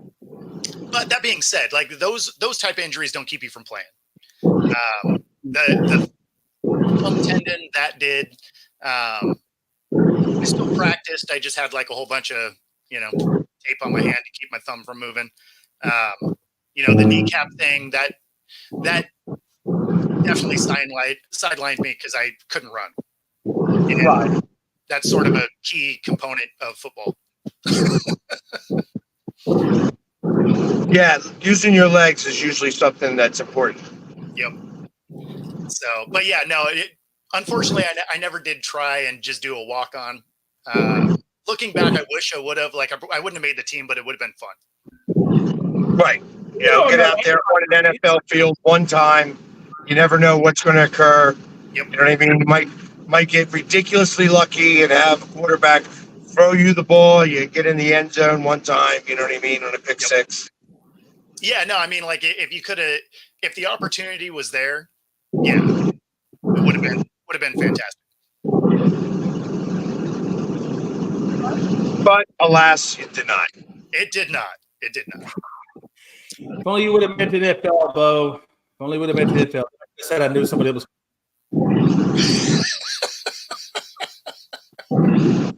Yeah. No, I mean it's funny because I do know a couple people that obviously went, but yeah, Have you met Tyler Lockett before? Because I think you said you got invited to Tyler Lockett's camp to be a coach there. Have you met him before, like in person? No, I have not. So I know someone else that is also going to be a coach, and so they reached out to the coordinator to reach out to me, and so we had a conversation, and so yeah, I'm gonna go be one of the coaches at the Tyler Lockett Pro Camp, May 11th. So, and there's still space available. So, if you wanted your kid to join, there's still time to set up. What's the age limit? I'll get back to you on that because I don't remember offhand and I don't have that paper sitting in front of me. Because I was going to go try out. I was going to go to that camp and be like, hey, I'm honing my skills. I'm working for my scholarship. Hey, I bet you can take down some 10-year-olds. If I ever did that, I would take my broke ass, retransplanted knee, and I would make it there, and I would give everything I had just to hit him one time. Why do I feel like that is going to be like the little kid versus the mascots type of game?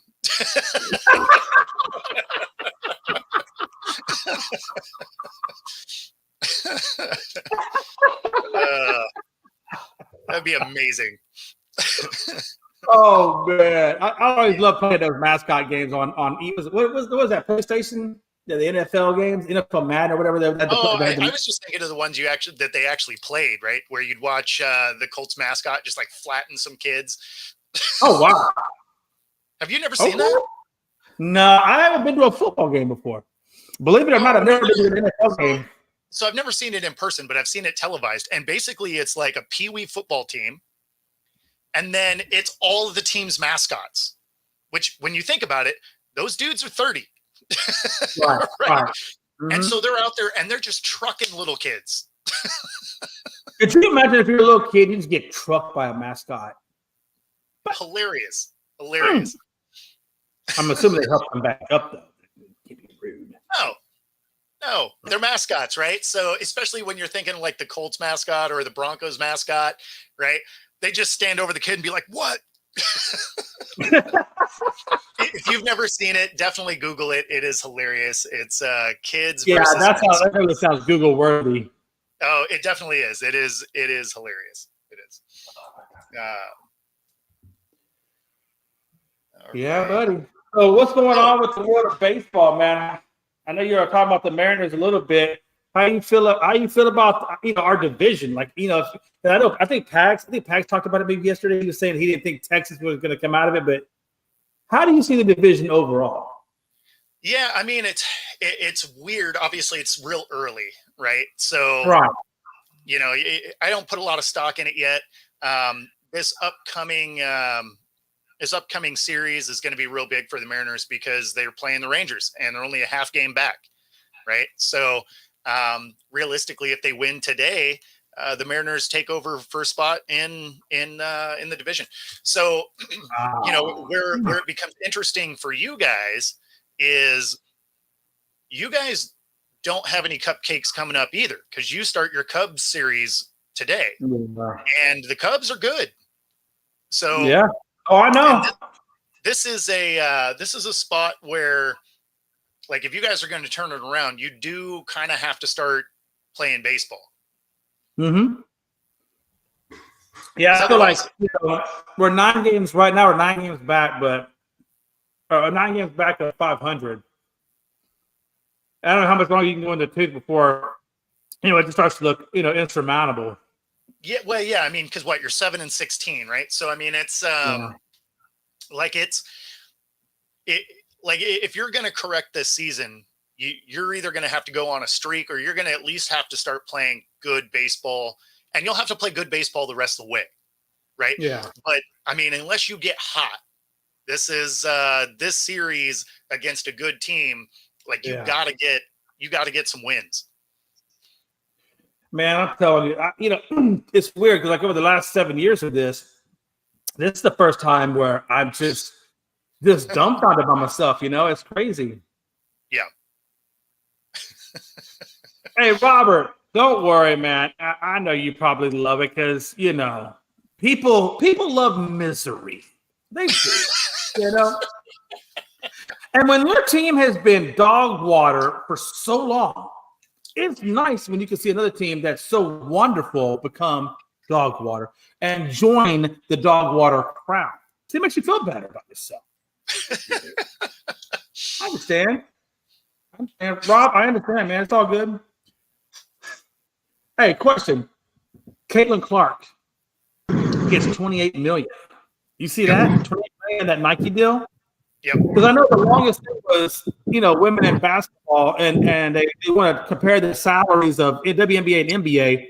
But now you're starting to see Caitlin Clark get this huge, for women, it's huge, right? This huge endorsement deal. That's an endorsement deal, though. That's not. Yeah, but I mean, how many other women basketball players have gotten $28 million? I mean, I mean, none of them for sure. None of them for sure, but I mean, you're still not comparing the two leagues at that point. You're just comparing athletes because you're talking about an endorsement deal, not necessarily the sport she's playing. But what I'm getting at is, could this be this endorsement deal? If they get more endorsement deals like this, like if it trends that way, could that then be the catalyst to make WNBA relevant?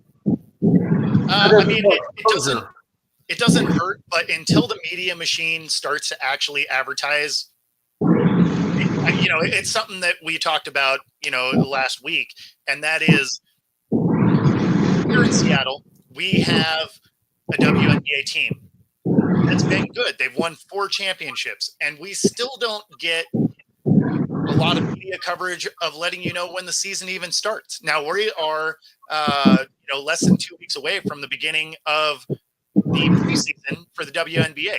You know how much I've seen locally of promoting that? Nothing. Absolutely nothing. I've seen zero my way. Zero. Yeah. So how do they expect a league to grow if not willing to put the marketing behind it? It's almost like the NBA. That's where we'll have the WNBA league, but we're not going to get behind it and really put the weight of the NFL, the NBA behind it like we do our NBA guys. Well, and so that's where Pags and I were, doing a little conspiracy theory action in that the NBA is just using the WNBA as a tax write-off. And they want them to fail. Like, they don't want them to make money because that's how they hide money. Oh, wow. You know what? That's actually very interesting. And I could see that. Yeah. I could see that. Yeah, it's a tax abatement. Yeah, I mean, it's like when a real estate company has properties that are for sale that never sell, right? They get to write those off as assets because they're like, oh, it didn't sell. And it's like, yeah, that's been for sale for a decade because you guys are asking so much more than it's ever going to be worth. But because it's sitting there on your books, they get to write it off. And so, something similar to that. They're like, oh yeah, this investment, it's not doing well. And it's like, yeah, that's just how you hide some of the money that you're getting on the positive side. Right. Wow. Yeah, that makes a hell of a lot of sense too. Now, if they were smart, and again, this is something that Pags and I were talking about last week, is they should be hyping up the Angel Reese, Caitlin Clark rivalry. Like, they should be absolutely. Oh yeah. Because you're a week and a half away from the beginning of the WNBA, why would you not be hyping that? Exactly. You should be hyping that up like crazy.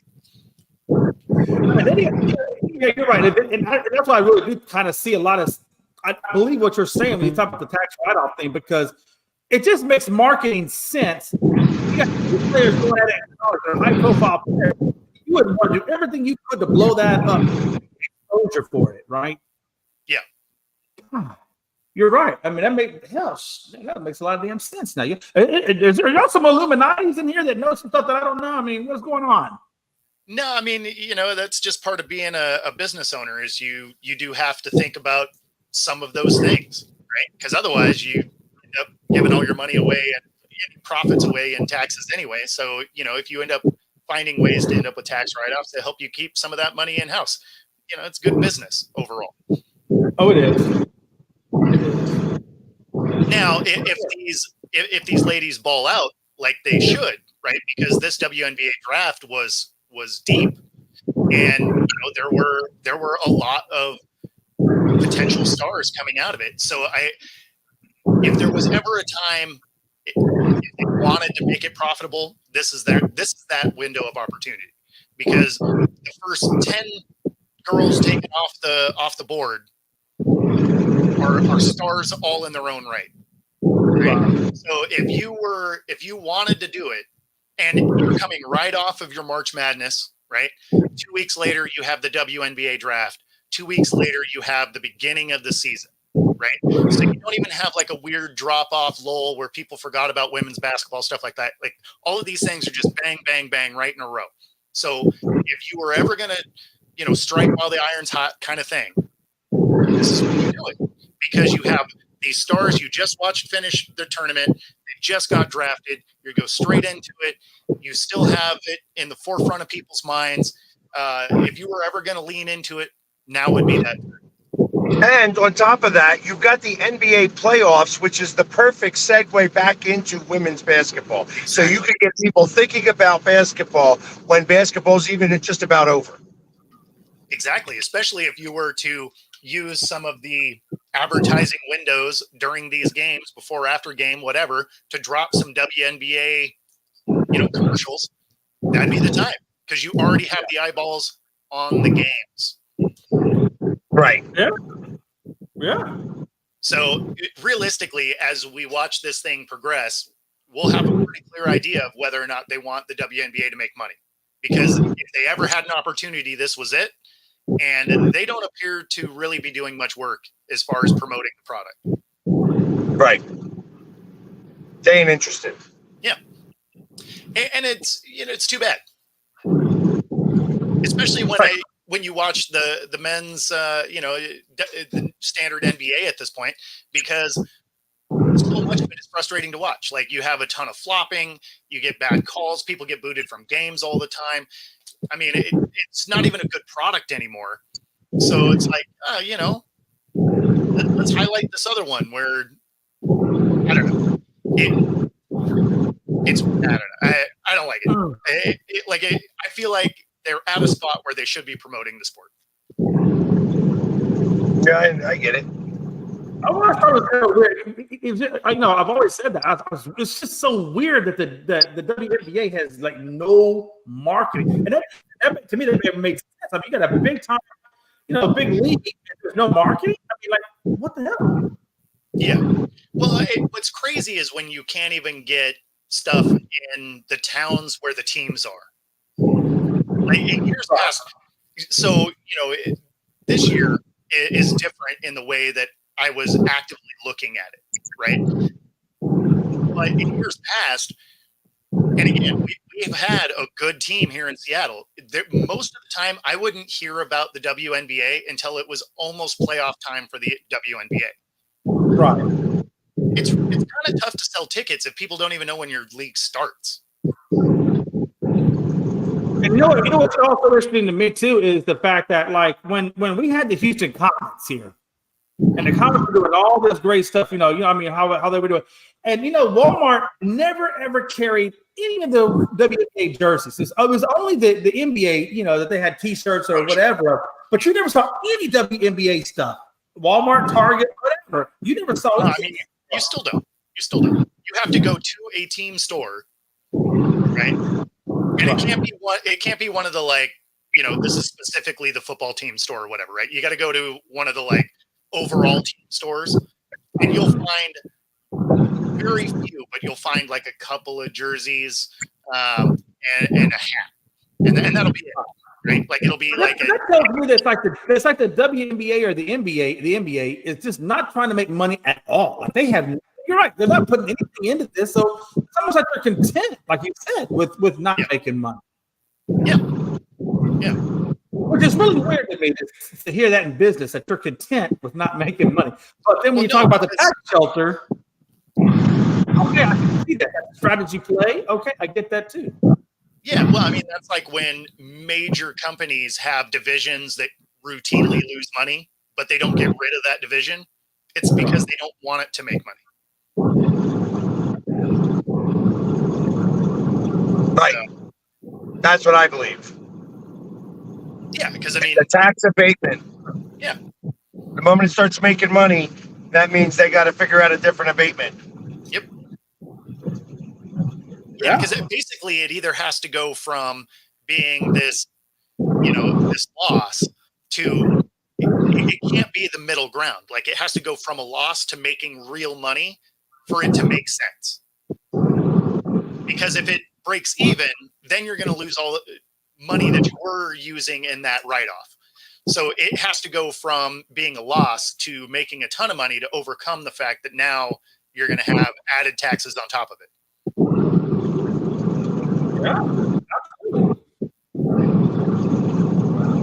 It would make me think they'd start investing more money into the G League to see, to lose money in that. Yes. Yeah. No, absolutely. Well, and I mean, they are expanding the WNBA, so maybe that's part of it. Is they're like, oh, you know what, this thing might actually start to make money. Let's add a couple of teams to keep the loss about the same spot. Yeah, we're going to give a women's basketball team to Green Bay. Yeah, I don't know where I don't know where the second team is, but I know Golden State's getting one. Yeah, I don't know. They keep talking about Philly getting one, so I wouldn't be surprised. Oh, okay, so that would make sense. That would make sense because I think they're expanding by 2 teams. So if it was Philly and Golden State, that would make a ton of sense. Another team. I don't know. I never understood that. How do you win 4 championships and then they just do it with their team? And they had good attendance. I mean, people were showing up and parades and all that. Like, how do you win 4 straight back-to-backs and then they just do away with the team? Like, I don't understand. I remember the Leslie Alexander thing where he just didn't want to pay for the team anymore. Which team? The Comets back in the day. Oh, yeah. I forgot about that. It was the weirdest thing. You come out and get 4 straight titles, but then they whack you out of the league. Like, you're not even there anymore. They found they were cheating. Oh, stop, Hags. Don't you go down that route. Well, the stadium got a mess because they had to, take all the trash cans out. So. See, Bo. Oh, that's so unoriginal. Bo, even the name Bo is unoriginal. Damn it. I need you to fix your name. Fix yourself. That's right. Do better. Do better. I remember when they did that. I remember after they won their 4th championship, and then they came out the following and said, "Oh, we're going to do it with the Comets." I looked at my friend and I said, "What? That doesn't make sense." But yeah. Well, I mean, when you think about the fact that they're making less than $100K a year to play, right? A lot of these. Well, I was thinking about this in correlation to the Ignite in the G League, and I'm like, you know why the Ignite sucked this year? Because the NIL. Yeah. Oh yeah. The NIL. Now players are now they can get paid to play college basketball. So why not go there instead of go play with the Ignite that is going to pay me like $8,000, $10,000 where I'd get some money. Mm-hmm. Yeah. Yeah. It makes sense out there doing that. I mean, because now basically college is now professional. Once you start paying somebody, you made them professional at that point. Like that's yeah. I mean, especially for the ones. I mean, that's their job. Especially for the ones that aren't going to be one and dones, right? For the ones that are going to have to make a career out of college, at least paying with the NIL now, you still get your degree, right? You still have a plan for later because a lot of those guys are not going to be in the NBA, right? So, if you go to the G League and you wash out, then you still got to go to college or do whatever it is you're going to do. So, speaking of the G League, I heard Bronny is now either going to go to the draft or he's thinking about going to the G League. So he did jump in the transfer portal. Basically, it gave him it was kind of a sheltered way to enter the draft because if it doesn't go the way that he wants, he can pull back, hit the transfer, and it doesn't affect his eligibility. So it's kind of a smart way to finesse declaring for the draft without actually losing eligibility doing it. So it was kind of a smart way to go. But at the same time, he's just not good enough to get drafted right now. Now he may get drafted because of Braun, right? But I mean, I haven't seen anything that makes me think, oh yeah, that dude is a future star in the NBA. Like he needs more time. No, he's not even going to be a future star in the NBA. He's going to suck. He's going to get a one contract. His father's going to retire after playing with him, and then he's going to get cut. Yeah, I can see that happening easily. But what do you think about what do you think about his brother Bryce? Because I've heard that Bryce is supposed to be better than Braun. You think he's going to have a good shot at making a career? Yeah, I've heard that too. I haven't actually really seen him play, so I don't really know. Yeah, the bar is not set very high with Bronny. Yeah. Like it's not great. Again, the only reason he's even going to get a shot at the NBA is because LeBron's his dad. That's it. Yes. Yeah, he is not a prince. He is. Yeah. So He's like, if you look at Bryce, you look at Bronny, everything good went into him and everything bad went into Bronny. oh man. So, well, listen, guys, I think it's about to back out again because what's happening is my phone is overheating because the sun's beating down on it and all that. I got you. So, I'll see you guys tomorrow. Bo, you're still gonna load up all week this week. Okay. Yeah, no worries. Awesome. Perfect. All right, guys. Have a safe See rest you of your tomorrow. And from Detroit, Rock City. That's right. Detroit. Let's go. You know what? No offense, That's awesome. but I bet you any amount of money he brought that guy on that. He probably even know that. I don't think Pax knows that guy. I think that's just some random guy. know He him. put in that car. I think no. Here's my conspiracy theory, right? We've been talking about conspiracy theory. This is my conspiracy theory. I think he said, look, let me ask you this, how far you want to go? Because I got to do this HOV lane, but I got to have a partner. So why don't we put you in this damn partner, and I'll tell you as far as you go. That way I can use this HOV lane without getting a ticket. I think that's what he's doing. I think he's just trying to use the HOV lane. I mean, I don't hate that. Although he's going in between. He's going in between states. So, I mean, it's not like there's a lot of HOV outside of the cities anyway. So, I mean, he was saying it's an 11-hour drive. So most of that is not going to have HOV.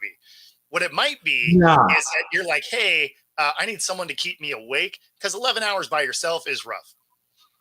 Oh, yeah. Hey, listen, I used to drive from Houston, Texas, all the way up to Sheboygan, Wisconsin, and that's 22 hours. And I know, like, that's rough on the body. It gets really rough on the body. Now, if you're like some of these people where you'll get a hotel room halfway through the trip and take a nap and then do the rest of it. But I never did that. I either did one or two things. I either drove it straight through or I found a rest stop and I just slept at rest stops.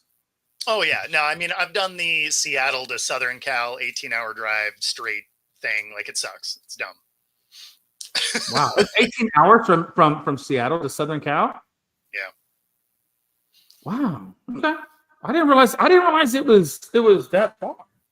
Well, the biggest, I mean, it's far, and then there's also it's Washington though. You have to go through Washington, Oregon, and then into Cal. So I guess I get that. And all the way through Cali, right? So plus, you need to stop and use the bathroom and grab food, whatever, right? So I mean, it takes time. But yeah, because California is not a wide state; it's just super long. It is really long. It is really long. Exactly. And then of course driving to Mexico. That took some time. Although I did that one, I did not try and do that one straight. Like that one, we drove for like 9 to 11 hours a day. Yeah, and that's rough. Even driving 9 to 11 a day, that's rough. Well, yeah, I mean it's a 3,000-mile drive. I'm just thinking just driving 9 and 11 miles, just sitting in the car. I mean, that's rough on the body. I never understood, like, people aren't talking about it. We don't talk about that a lot, but just driving in cars for long distances like that, I mean, that's like playing a damn marathon or something. Yeah, I mean, unless you have some incredibly comfortable chairs. Like if you've ever jumped in the seat of a big rig, there's a reason that they are super padded and they're on air shocks and all of that. You're like, because you're sitting there forever. And so, it makes sense that they have seats like that. Now, your standard car isn't designed for that because they don't think you're going to drive the wheels off the thing. They think you're driving to work or you're going to be in there for an hour and a half. And, that's probably about it at any given time. But that's why, like, the cheaper the car, the worse the seats. Oh, yeah, absolutely. No, absolutely. And I think truck drivers can only drive, I think, like 8 hours a day. And then they have mandatorily they have to pull over and rest. Yeah, I know that their logs. I think they can drive more than 8, but they have to have like brakes and stuff like that. Yeah, and you might be right. It might be someone that wanted to go and they were splitting gas. That would make a ton of sense. So, yeah. Hey, Bo, I'll be right back. Someone's at my door. Oh yeah, no worries. So, in fact, all right. Let's gonna say we might as well just wrap it up since it's 5 till. But we'll wait for Jay to get back. The other notable thing that popped up today was Marvin Harrison Sr. said that there was something from his game that he wished his kid had, and that was his complaining for the football. And that being said, I'm glad that Marvin Harrison Jr. did not, carry that on from Senior, because nobody likes to see that. It reminds me too much of guys like Diggs.